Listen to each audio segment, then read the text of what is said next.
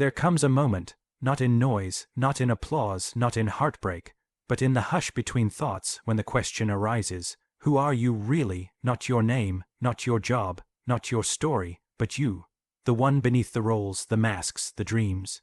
This question is not asked by the world. The world wants your resume, your category, your usefulness, but the soul it asks for your truth. Since the moment you opened your eyes to the world, you were given names, roles, and expectations. You learned early what pleased others, what made them smile, what made them stay, what made them love. So, without even realizing it, you began crafting masks, the mask of the good child, the strong one. Funny one, the one who always understands, the one who never cries. These masks were not lies, they were survival. They were necessary responses to a world that demanded performance before understanding. But in time, the mask becomes a habit. You wear it so long that you forget it was ever a choice. You walk into rooms and adjust it without thinking, smiling when you want to scream, nodding when your spirit says no. You begin to believe you are the mask, that the face you show to the world is your own, and yet, late at night, when everything quiets, something stirs, a subtle ache, a question, a hollow in the chest that cannot be explained by fatigue or failure.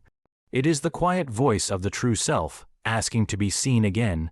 The truth is this: you are not the mask, you are the one who chose it, you are the one who crafted it with care, and because you made it, you can take it off.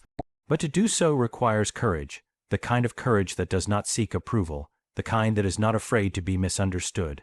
When you remove the mask, people might not recognize you at first. They may want the old version of you, the agreeable, the reliable, the always smiling. But do not be tempted to go back. Let them be confused. Let them struggle to meet the real you, because beneath the mask is not weakness. It is not chaos. It is not emptiness. It is aliveness. It is vulnerability, yes, but also clarity. It is the original self, raw, tender, strong, the one who existed before fear taught you to hide. When you begin to live from that place, everything changes. Relationships shift. Silence becomes sacred. Your decisions come not from fear, but from knowing. You no longer seek validation. You offer presence. You no longer chase roles. You embody truth. To live without the mask is to return to your essence. And your essence was never meant to perform. It was meant to be. We are told to be good, to be kind, positive, productive, selfless, and bright. We are encouraged to smile, to rise above, to stay calm and move on.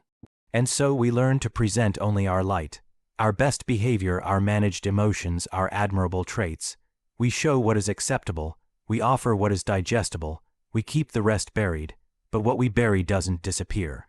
It waits, it watches, and eventually it demands to be known. Inside every person is a realm they were taught to deny, the place where jealousy lives, where rage simmers, where grief has a voice, and need has a face. It is the part of you that cries out when no one's listening, the part that wants and fears and hungers, not for approval but for authenticity, and yet you were told this part of you was wrong. You were told to clean it up, fix it, silence it. So you tucked it away, deep beneath your surface, believing you could live without it. But you cannot be whole by amputating parts of yourself. What you reject becomes your shadow, not because it is evil, but because it is unloved. And the shadow does not go quietly. It leaks out in your judgments, your projections, your sudden outbursts, and unexplained sadness. It lives in the stories you tell about others and the lies you tell about yourself. The more you ignore it, the more power it has over you. The more you deny it, the more it shapes your life without your consent. To be fully alive, you must turn toward what you've hidden, not to indulge it blindly, but to understand it. To listen to its message, because within your shadow is not just pain. It is your creativity, your intuition, your strength, your forgotten voice. The anger you push down may be the fire you need to set a boundary. The envy you suppress may reveal a deep longing that points you toward your true path. The fear you ignore may contain the wisdom to protect your soul from yet another false role. You are not here to be only good. You are here to be whole, and wholeness includes contradiction. It includes mess. It includes the beauty of imperfection and the liberation of self-acceptance. To walk with your shadow is not to be lost in darkness. It is to walk with both eyes open. It is to say, this too is me. And in that radical honesty, a deeper peace is born, not the peace of a perfect image, but the peace of inner truth. You are not only light, you are also shadow, and only when the two dance together do you begin to live from the center. There is a language older than words, older than logic, older than the self you perform each day. It speaks not in sentences but in symbols, through dreamscapes, strange coincidences, gut feelings, and fragments of memory that return like echoes. Every night, when the mind sleeps, the deeper psyche awakens and begins to speak in its own tongue. Images rise unbidden, a staircase that leads nowhere, a wolf watching from the woods, a locked room you cannot enter, a child you've never met who somehow knows your name. These are not meaningless flickers. They are messages, delivered in metaphor, encoded in image, charged with personal and universal significance. They are your soul trying to tell you something your waking self refuses to see. Your dreams are not random, nor are the symbols within them accidental. The symbol that returns again and again in different forms is the axis of your inner mythology. It is not merely a symbol. It is you unfolding. The recurring image is the psychic thread running through your life, connecting your wounds to your longing, your past to your becoming. It might be a door that never opens, a storm on the horizon, a snake shedding its skin. To the ego, these images may seem irrelevant or confusing, but to the soul they are revelation. They are the bridge between your surface identity and the hidden architecture of your being. You were taught to interpret reality with reason, to label things as good or bad, real or unreal, useful or not. But the soul speaks in ambiguity. It hides truth in riddles, and in those riddles are the very keys to your becoming. When you take your dreams seriously, when you stop dismissing them as nonsense, you begin to see the deeper pattern of your life. The symbol reveals where the wound lives, where the desire burns, where the transformation waits. The more you ignore it, the more life will repeat its lessons in louder, harder ways. But when you turn toward the symbol, you are turning toward yourself. And this symbolic thread does not appear only in sleep. It follows you in waking life, in the people you meet, the stories you love, the patterns you cannot break. The same archetype wears different costumes, but its message is constant. You are not just the one living the story. You are also the story itself. You are the wolf. You are the storm. You are the locked room. Each symbol is an invitation to deeper understanding, a call to become conscious of your own myth. You were never meant to live only on the surface. You were born with depths that cry out to be heard, and those depths will always speak, first in whispers, then in symbols, then in dreams that demand your attention. To know yourself is not just to analyze your behavior, but to honor the symbolic life that lives beneath it. The one that has been dreaming you into being all along. We spend so much of our lives trying to define ourselves. We say, "This is who I am," and cling to it as if identity were a solid thing, etched in stone, immune to change. We wear labels like armor, introvert, extrovert, broken, healed, smart, anxious, strong, weak. We build shrines to our personality, our past, our beliefs. We seek to arrive at some final version of ourselves that feels complete, confident, and certain. But the soul has no interest in fixed identities. It is not a statue. It is a flame. It flickers, shifts, moves, it becomes. You are not meant to be one thing forever. You are not a finished product, and you never will be. To truly know yourself is to understand that you are always in process, always shedding, always growing, always unmaking and remaking the idea of who you are.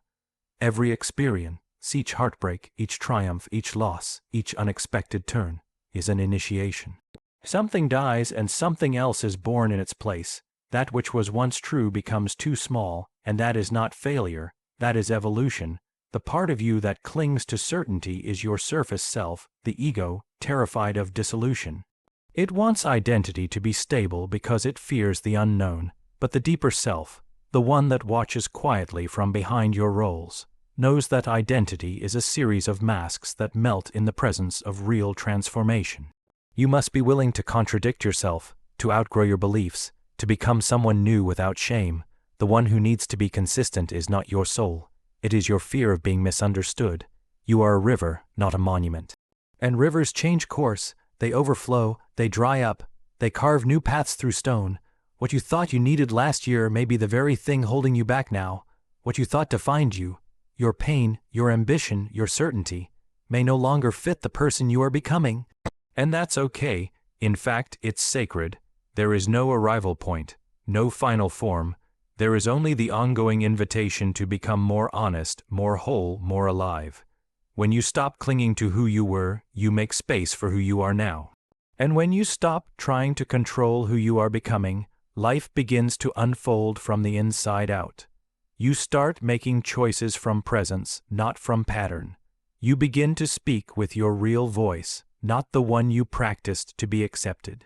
You don't evolve by force. You evolve by surrendering to the truth that is already moving within you. And the truth is this: you are becoming, constantly, inwardly, eternally. To live as if you are fixed is to live half dead. To live as if you are becoming is to stay awake to the mystery. You are not a noun. You are a verb. You are not the label. You are the energy breaking through it. And once you accept that, you are no longer a prisoner of your past. You are a participant in your unfolding. There is something in you that does not flinch when everything around you burns. Something older than the chaos, deeper than the noise, more rooted than the shifting moods and roles and identities you wear. Most people spend their lives caught in the flame, reacting, grasping, chasing, running, judging, despairing. The flame is loud, seductive, and wild. It is the surge of emotion, the sting of rejection, the high of validation, the ache of loneliness, the pull of desire. The flame is where the ego lives, always consumed with how things appear, how they feel, how they should be. It is dazzling, but it is unstable. One moment it warms you, the next it devours you. But you are not just the one in the fire. You are also the one who watches. You are the witness, the silent observer, the still eye within the storm. This watcher is not cold or detached. It is deeply aware, fiercely present, but untouched by drama. It does not suppress the flame, it simply does not mistake it for the whole of who you are. While the mind races, the watcher sees. While the body trembles, the watcher remains. It is the part of you that notices the fear without becoming the fear, that sees the anger without becoming lost in its story, that recognizes the sadness without drowning in it. To live from this place is not to deny your emotions, but to no longer be ruled by them. The watcher allows the fire to rise and fall. It does not cling to pleasure or resist pain. It allows you to feel deeply while remaining anchored in something greater. You begin to notice the gap between stimulus and response, the space where choice lives. You begin to realize that just because a thought appears doesn't mean it is true. Just because an emotion arises doesn't mean it must be obeyed. Just because a story repeats doesn't mean it defines you. This awareness, this watcher, is the gateway to freedom. It is not interested in being right, being liked, or being powerful. It is interested in truth. It knows that beneath every reaction is an ancient wound, a forgotten memory, an invitation to become whole. It teaches you to sit with discomfort instead of escaping it, to breathe through the fire instead of feeding it. And in that stillness, something sacred awakens: discernment, clarity, compassion, not the kind taught in books, but the kind born from seeing clearly. When you live from the flame, you are at the mercy of everything that changes. But when you rest in the one who watches, you find peace that is not dependent on outcomes. You begin to see the patterns of your life not as accidents or punishments, but as messages. You begin to respond rather than react. You begin to live with intention instead of compulsion. The flame will always exist. Life guarantees it, but you do not have to lose yourself in its heat. You can let it burn what is false. You can let it light the way. You can stand in the fire, not as a victim, but as one who knows that your true self is not the flame. It is the presence that watches it flicker, rise, fall, and pass. And in that presence you are unshakable. Not because you control the fire, but because you have remembered who you are.